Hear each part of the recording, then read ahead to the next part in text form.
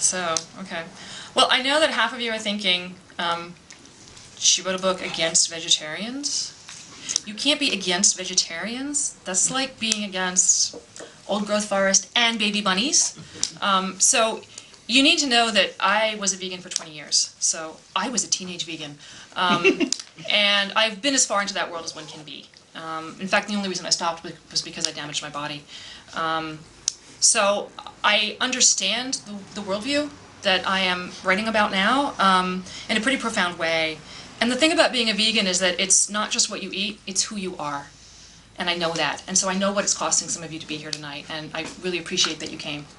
And I also want to be very clear that the underlying values of the vegetarian ethic are not an issue. Okay, so justice, sustainability, compassion, anything that questions human entitlement or human hubris, that's the motivating ethic of my life. And those are the only values that are going to get us to the culture that we need. So that's not the problem. Okay, the problem is information. And this is a deep cultural ignorance about the nature of nature as opposed to the nature of agriculture. Even on the farthest fringes of the environmental movement, no one is questioning agriculture. They don't know how, and they don't even know that they should. So there's a lot of information here packed into about 30 minutes, and you know, hang on for the ride, I guess, is the best we can do. Okay, so the nature of nature and the nature of agriculture, these two things are completely at odds. In fact, to cut to the punchline, one is a war against the other. You have to understand what agriculture is. In very brute terms, you take a piece of land, you clear every living thing off it, and I mean down to the bacteria, and then you plant it to human use. So this is biotic cleansing. Now, because you're not sharing that land with a million other creatures, it also means that the human population can grow to extraordinary numbers. So, for instance, your typical hunter-gatherer in a temperate climate takes about a square mile to provide for her basic needs. Well, with agriculture, you only need an acre or two, and it's because you're not sharing it. So the first problem is you've displaced any number of living creatures. And when I say displaced, that's a nice word for extinction. Okay. The second problem is that you're destroying the topsoil, and soil is the basis of life, or at least terrestrial life. We owe our entire existence to 6 inches of topsoil and the fact that it rains.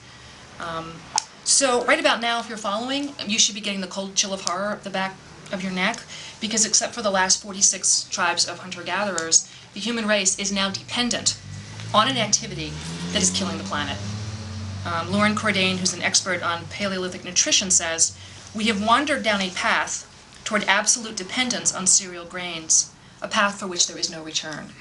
That's because 80% of the food calories that are now produced to support this huge population come from those cereal grains, from annual monocrops. And in the getting of those calories, 98% of the prairies have been destroyed and 99% of the topsoil in the grain-growing regions. And that's precisely because it's not a prairie anymore. When it was a prairie, it was protecting and growing topsoil. Now that it's a monocrop for humans, it's destroying all of those biotic communities that should be in place. And that's what I mean about the cold chill of horror. So insert a moment of humor. When I was writing this book, it was this great moment where I looked on the New York Times bestseller list, and on the list was Michael Pollan's The Omnivore's Dilemma and Barbara Kingsolver's Animal Vegetable Miracle. And I thought, this is perfect, because there's so much overlap between some of their ideas and what I'm trying to get to. So I called up my ex, and I was like, I'm so pumped. This is the moment. People are asking way deeper questions finally, and I was so excited. Cultural shift. Here, I'm at the cusp, finally.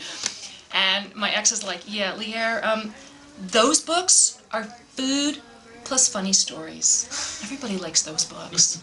Your book is food plus the apocalypse. You see the difference? So here we go, food plus the apocalypse. We have to talk about Overshoot. Now, in 1984, William Catton wrote a book called Overshoot. How many of you have read Overshoot? Okay, this is one of those books, like everybody alive right now needs to read Overshoot.